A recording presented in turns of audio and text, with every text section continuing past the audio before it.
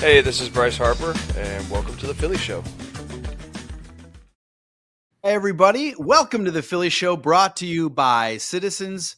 From making a plan to reaching your goals, make sense of your money with Citizens, official bank of the Phillies. We've got Ruben Amaro Jr., Jim Salisbury. I'm Todd Zolecki. It is Friday, April 11th, 2025. The Phillies dropped 2 of 3 this week in Atlanta. Jim, last night was a long one. I know you love talking rain delays and the difficulties that they can lay on top of a ball rider, right? Yeah. Wait, before we get going, can we talk about your weave right now? Can we talk about the weave? Well, that's a product. That's a product of his late night. So yeah, if you're watching on YouTube, I literally I got out. Travel weave. It's a travel weave. This is definitely travel weave. I got my glasses on today. Late night at the ballpark. Where's that old? Remember you had that old Minnesota hat, that crunch down gross. Oh yeah, hat yeah. You always used to call it a napkin. You always look like you freaking put a napkin on your head. And you always used to wear. You gotta break that out next time. You always used to wear that on travel days, and you didn't pack a hat. You knew you were going to have a tough turnaround. Jim shamed me into getting rid of that Gophers cap I had. No, but it was crazy long night. I'm in St. Louis now, thankfully. But Phillies lose 2 out of 3. They had that 2-hour, 45-minute rain delay, and then they go in extra innings, and they just could not knock that final run or two home to win that series. Ruben, you were watching it late night in the studio.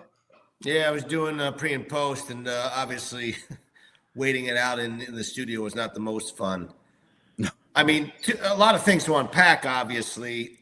On the negative side, they just basically didn't get a hit after the, 5th or 6th inning? I mean, they literally did not get any hits at all. I mean, 0 for 10 with runners in scoring position. You just can't, win baseball games against the Atlanta Braves or any team if you're not picking up a base knock or two with runners in scoring position. That's them. They've done this for years. A couple of situational at bats that were great. I mean, we ended up having Kyle Schwarber with 2 strikes, pull a ball on the ground and move the ghost runner to third base, less than 2 outs. Same thing with Max Kepler, who's been swung the bat well over the course of that series. I thought for a couple of games. But then, Alec Bohm couldn't come through with a sac fly, didn't hit one deep enough. They ended up scoring a run and going ahead, and then, Joe Ross ended up giving up the double and the home run to lose the ball game. But a couple of really good things to talk about prior to Joe Ross, was kind of struggling at the end. He was supposed to be an emergency guy, and he wasn't supposed to pitch.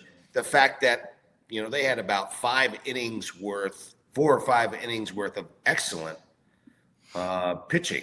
And, Hernandez pitched well. Strahm looked sharper. You saw a lot of good things. The best part of yesterday, and I think for the Philly fans, the biggest thing was that Jordan Romano looked like Jordan Romano. He had a 97-mile-an-hour fastball that he planted. I think it was on Olsen. He went right through their middle of their lineup, Riley, Olsen, and I forget the third hitter, but for him to have gone through that lineup the way he did with the sharpness of his slider and the velocity and control of his fastball, that was a great sign for him. I think Rob Thompson talked about it afterwards. I think maybe it was a little bit of a rest. I'm not sure. To me, mechanically, he looked better in sync. He looked like the ball was coming out of his hand better and more crisp. And the other part of this is that just having watched him, he looked like it was across his body more than he had been in the past. And I think that creates some deception for the hitter when he pitches across his body. I'm not sure. I'd have to go side by side and take a real good look at his earlier offerings to see whether or not he he had really changed mechanically, but he just looked like the Jordan Romano that I have seen in Toronto when he was throwing the ball really well. Well, before the game, I went up to him in his locker, and I just said, "Hey, I just kind of want to follow up from Sunday." He said you were going to dig into some stuff. Did you dig anything? And he said, "Oh yeah." And I said, "Well, what do you think it is?" He's like, "I think we found something mechanically that might have been affecting me." And he kind of just chuckled. I said, "What's so funny?" And he said, I don't know what's funny, but he's like, "I just think we found something." I said, "Well, I guess it's better than digging for something and finding nothing."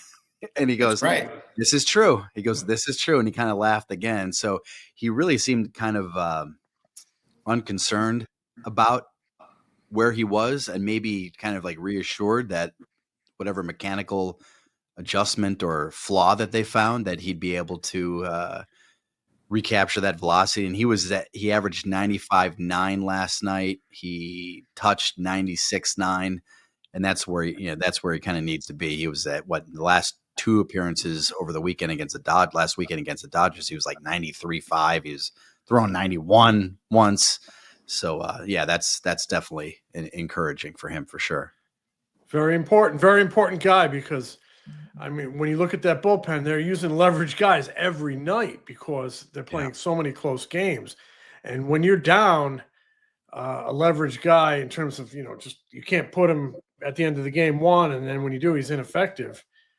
It's a big problem. So he was the major move in that bullpen. They need him to be a major contributor. So that was one outing does not a turnaround make, but it has to start somewhere, and that was definitely encouraging.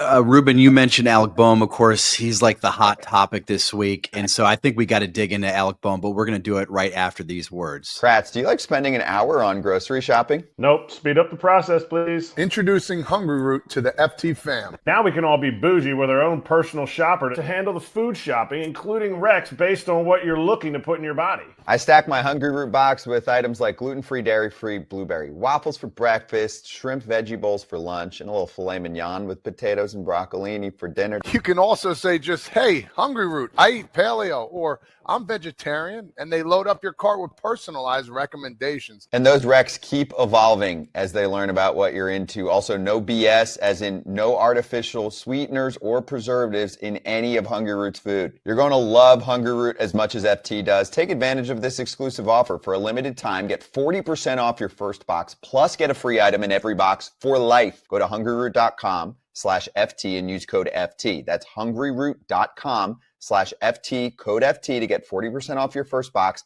and a free item of your choice for life.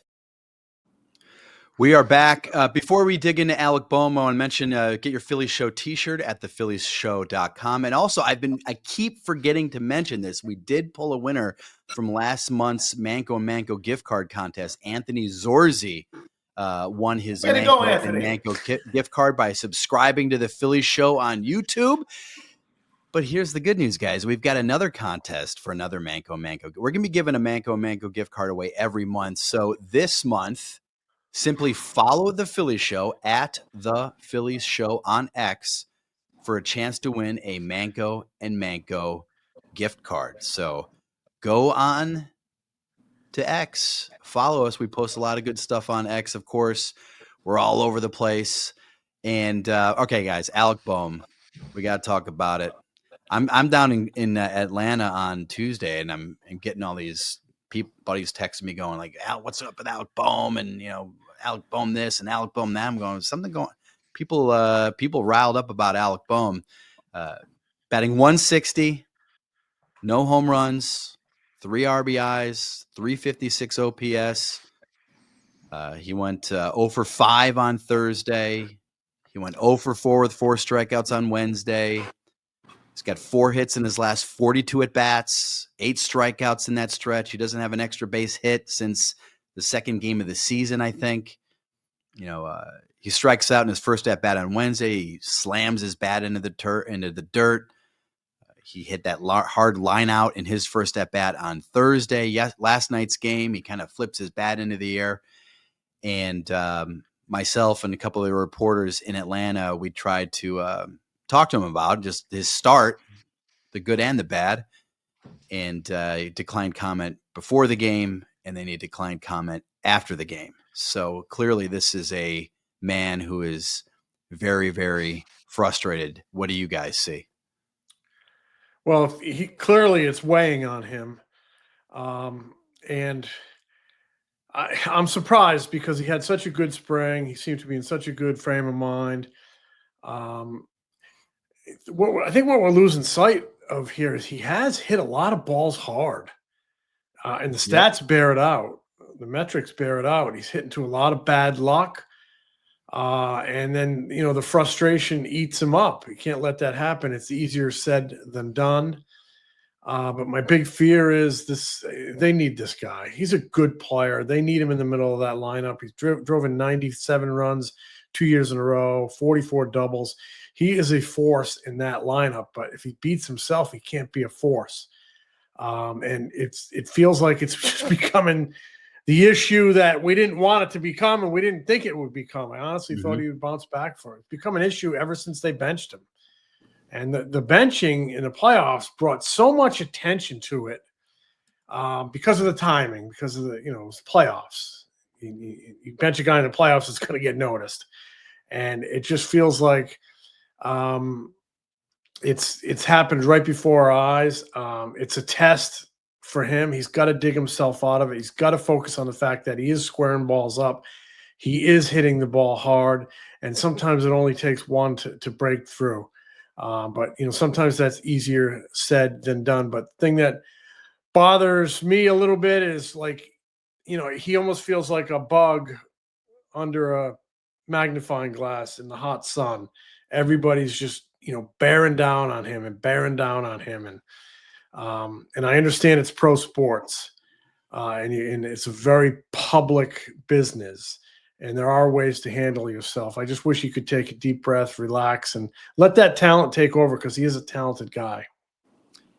Yeah, there's no question about the fact that he's under a microscope right now, and it's the hot button issue. I sort of feel bad for him right now in some ways, just because I agree with you, Jim. He's hit some balls on the screws. Like last night, I mean, he hit like 2 or 3 balls really, really well. Unfortunately, in the one situation, he had first and third late in the game. I think it was in the 10th or 11th inning.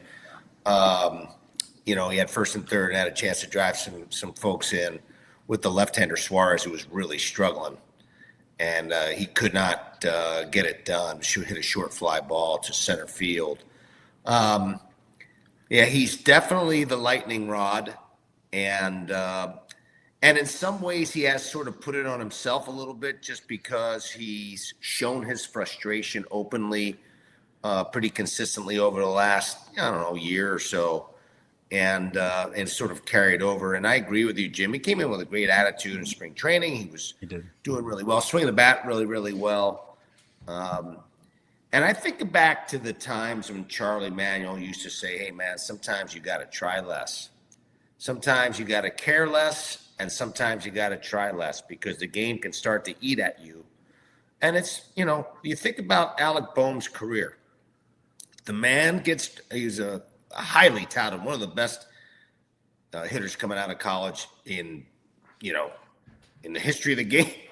Guy could really, really rake, and never did not have success. And so when people have success their whole lives, basically, and don't really struggle a lot, then it becomes, a little bit of a slap in the face. And when you're doing it and having the success that he has had in the major leagues, and now, it's been this hot button issue, he starts off the season struggling and not really driving the ball, not really having the kind of success, even though he's hit some balls hard, it becomes more and more frustrating. I do say this still. I'd rather have a guy who cares than a guy who doesn't care. All right. And so this guy wants to be good, and has an expectation to be good. And that's sort of a double-edged sword, right? It's you want the guy to really, do his job and really grind it. But at the same time, when things aren't going well, you hope that, as Jim said, sometimes you just have to reset and just say, okay, let me just try to play baseball and have fun with it. because it's a hard thing to do when you're not having success and you have a high expectation of yourself. So I think it'll happen. He's one of the best pure hitters they have on the team. He's one of the guys that has been one of the most prolific run producers on the team over the last 2 or 3 years. And he's a former All-Star for a reason. Guy can hit. It's just a matter of him having a few drop in and then, kind of loosening things up and letting it go. I could totally understand why Rob Thompson dropped him in the lineup. Sure. Try to back him off and just let him breathe a little bit, let him exhale a little bit. It does, however, affect how the lineup is now formulated because, you got to protect Bryce Harper. Somebody's got to protect him. And I know Castellanos, who had been swinging the bat well, had a really tough night on Thursday night, 5 strikeouts over 5. Rough day, without question. Probably one of his roughest days. I don't know if he had any quotes after the game, but it was probably not a happy place for him. But I think he'll be back in there again, and he'll be back swinging the bat, hopefully much better, so that he can get protection for Harper in that lineup. Yeah, I wanted to mention. I was going to say maybe like the fact that last night was such a late night and it was travel night with the delay and all. They probably have a late report, I would imagine. Oh, I would say. I think they got in 4 in the morning or so. Into the hotel, right? They got in at 4 in the morning in St. Louis.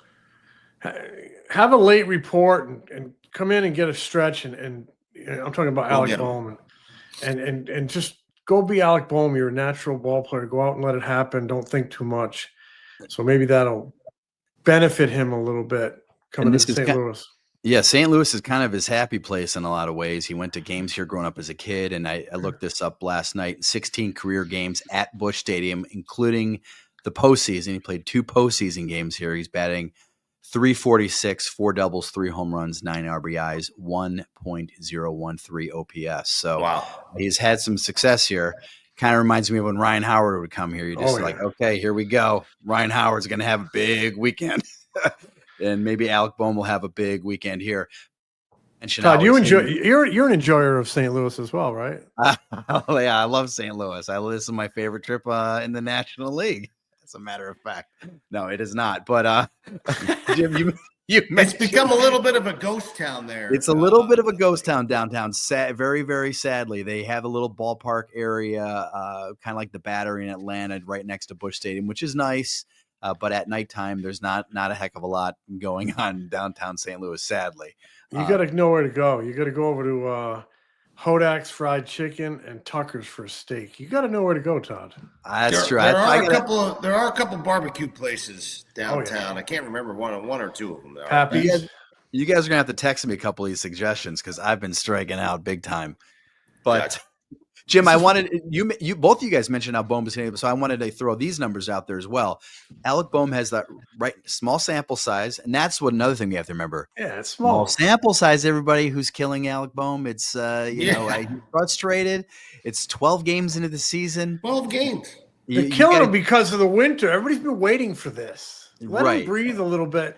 Let his season unfold a little bit, like they did with Castellanos last year. He struggled for a good bit. And then he got going mid-May, and he had a heck of a season from that point on. You know what Nick Castellanos was batting through the team's his first 12 games last season? 168, 428 OPS. He was just as bad as Alec Bohm was the first 2 weeks of the season. And Nick Castellanos was batting 185 with a 485 OPS on May 5th. He was batting 199 with a 572 OPS on May 28th, and Rob Thompson kept sticking with him. We kept going up to Nick talking about how bad he was, and we kept asking Rob why you don't sit him for a few days, clear his head. He says, I'm going to keep throwing this guy out there, and Nick Castellanos turned it around. He's one of their best hitters the final 4 months of the season. So it's only been 12 games, everybody. I think that's important to kind of keep in mind. Now, yeah, he's frustrated. He's been swinging a lot of first pitches, getting himself out early and a lot of at-bats. But you're right, Jim. I think everybody saw what happened last season. They saw the benching. They know they tried to trade him. Now he's off to a really bad start, and it's just like open season on the guys. So I think everybody kind of needs to chillax. Yeah, and I think one of the reasons why he's swinging a lot of first pitches is because that's what you do when you want to get out of a slump. Okay. You're overly aggressive at times. You either become not aggressive at all or just overly aggressive, and he again 2 outs, nobody with runners in scoring position. He's been the best in baseball for like the last couple of years, and you're not seeing that out of him right now. That's just not him. His typical approach is a little bit different one, and that's because he's pressing. And he probably won't admit that or say it, but it's pretty obvious. Yep. Pressing is a big, bad enemy in baseball. Yeah, it is. He's very frustrated. You can tell. But so, yeah, we'll see what happens. Maybe Alec Bohm, like I said, St. Louis has been a great place for him in his career. Maybe this is the weekend where he kind of gets things turned around and gets going. So, gentlemen, it's time for Money Moves. The Citizens Money Moves are brought to you by Citizens. From making a plan to reaching your goals, Citizens has the personalized advice and tools to help you make sense of your money. Citizens, official bank of the Phillies. Guys, this is where we kind of talk about something good performance during the week. And I got to think the Phillies only won one game in Atlanta this week. And guess who pitched that game? Taijuan Walker. Taijuan Walker, 4 2/3 innings. Does it again. 10 2/3 scoreless innings this season. Taijuan Walker has been money for the Phillies. And you talk about a guy who fans were waiting just to get on. They were getting on before he even threw a pitch this season. They can't believe they didn't release him. They can't believe he didn't release him. $38 million. Release it. Yeah, exactly. And man, has he stepped up and pitched well. What has impressed you guys about Taijuan Walker? I really liked the way he got out of, 2 bases loaded jams the other night in Atlanta. I mean, kept his poise. Just what's impressed me the most is that he didn't turtle from a really tough season. He's come back and he's contributed. I mean, I have questions about the stuff and whether he can sustain this success. I really do, just to be honest. But the fact of the matter is, he's taken the mound twice, kept his team in the ball game twice, done a good job, and he'll get another shot on Monday or Tuesday night back home against the Giants. Yep. So I think it's been really heartening to see the adjustments he's made. A little more arm strength, a little more velo.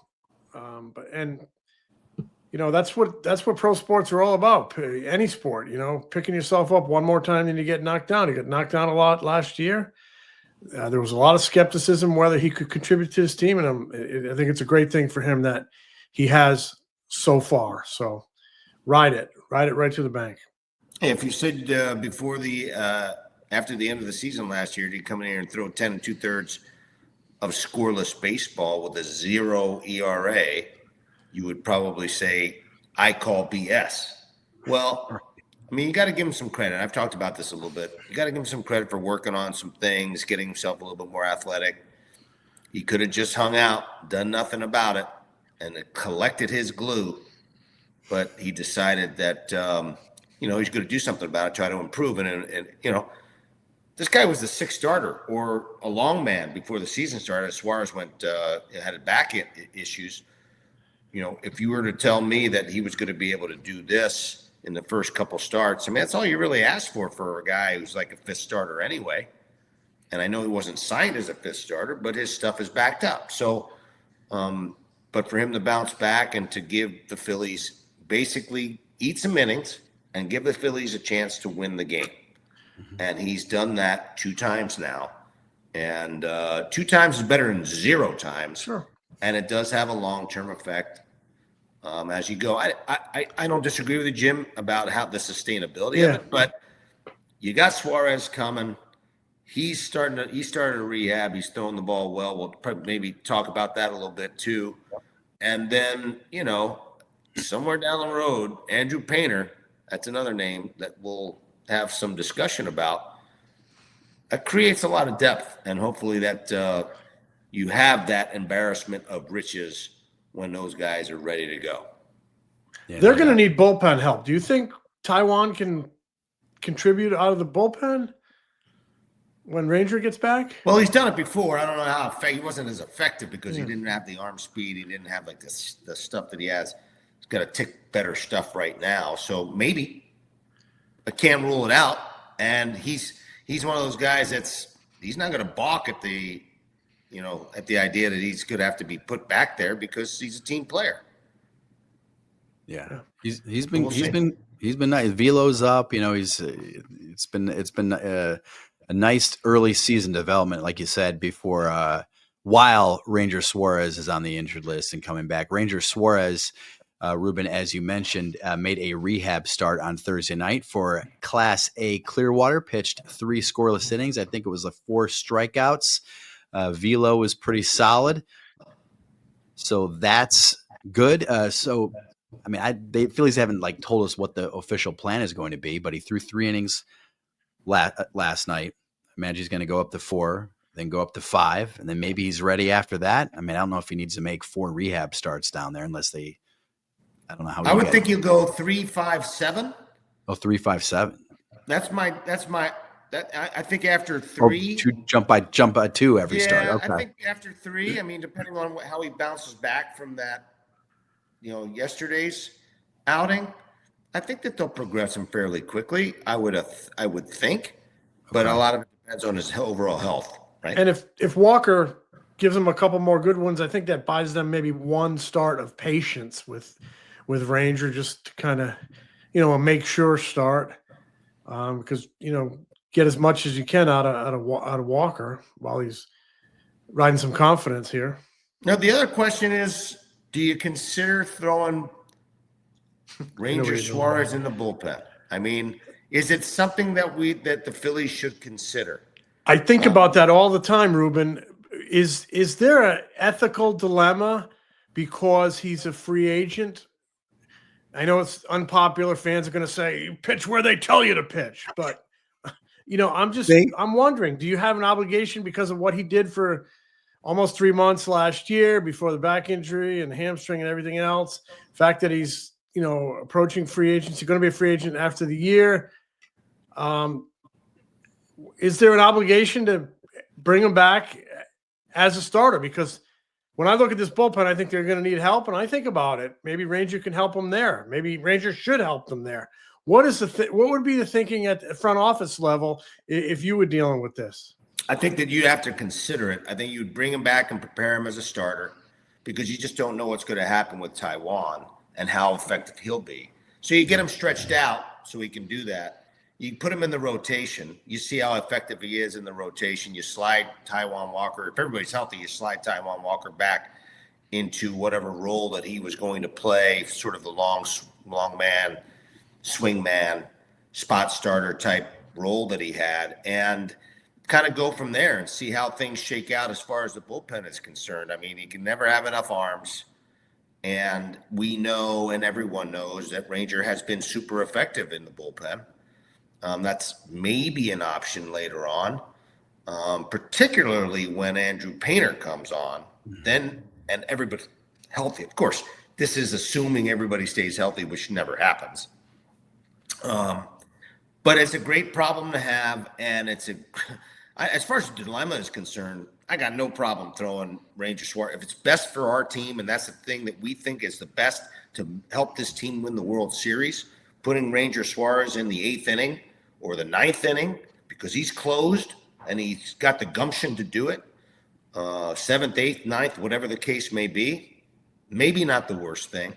I just don't know that that's the best thing for the Phillies now. It might be later, and it might be during playoffs, and it might be at another time. But it's definitely an option, and but I would prepare him to be a starter for now because when he's good, he's as good a left-hander as there is in the game, especially in the first, 10 or 12 starts of the season last year. He was the best pitcher in the game. Yeah. So, I always think back to that. I always think back to our show with Caleb Cotham in the offseason when he was talking about Ranger throwing bullpen sessions and how he would dot 25 pitches exactly where he wanted to throw them and just how good he can be when he is on. So That always But- plays in my mind when I think about this. I agree with you. I think down the road, but I think in terms of good faith, you bring him back as a starter, and you see what he can do over a decent course of time. And then if Painter comes, he's putting pressure on people, and the other 4 guys are dealing. Ranger might be mid-season bullpen upgrade. So Maybe. These And they might go to a 6-man rotation. We've talked about that too, Yeah. just to protect Painter, protect the rest of the guys for September and October, because this team's going to contend. And I mean, I'm not Nostradamus. I'm not going to, say they're going to be on the playoffs, but they're definitely a team that should be in the playoffs come September, October. Andrew Painter is making a start tonight, Friday night, for Class A Clearwater. He's going to pitch 2 innings, 35 pitches. So I imagine he'll probably come back next weekend. They only pitch basically once a week at that level, and it sounds like they might, keep it 2 innings-ish the first few times through, and then slowly build them back up. So good.